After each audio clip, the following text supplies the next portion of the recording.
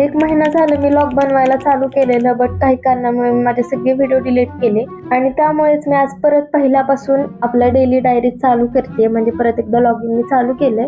तर आज मला बनवायचा होता ढोकळा आणि मला ढोकळा खायला खूप जास्त आवडतं, पण मी कायम जेव्हा पण ढोकळा खाते तेव्हा बाहेरनंच आणून खाते, घरी तर कधीच केला नाही. त्यामुळे हा ढोकळा जो मी फर्स्ट टाइम बनवत होते. म्हणजे माझं कसं असतं माहितीये का, म्हणजे 2 घास खायचे त्याच्यासाठी 2 तास कोणी मेहनत करायची असं असतं माझं, म्हणून मी घरात बनवायची झंझट काही करत नाही. आणि मी काहीतरी बनवते आणि काहीतरी सांडमाण मी केली ना, असं तर कधी होणार नाही. त्यामुळे मी इथं बेसन पिठाची सांडमाण केलेली आहे. आणि एकदा आम्ही जेव्हा लॉकडाऊन मध्ये ढोकळा बनवलेला ना, तेव्हा आम्ही तो लेमन फ्लेवरचा इनो टाकलेला, पण मग मी ह्यावेळेस नो फ्लेवरचा इनो टाकलाय, बिकॉज मला आंबट जास्त आवडत नाही त्यामुळं. आणि हा जो तेलाचा खेळ आहे ना, म्हणजे तेलामध्ये काहीतरी टाकायचं मग ते सगळं उठतं तरी तुम्हाला भीती वाटते.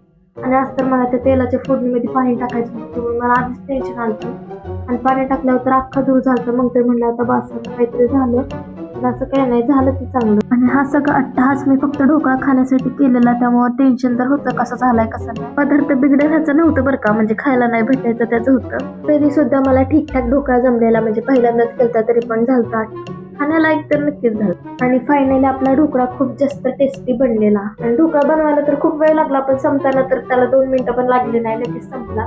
आणि आजच्या दिवसासाठी एवढंच. बाकी आपण भेटूयात नेक्स्ट व्लॉग मध्ये.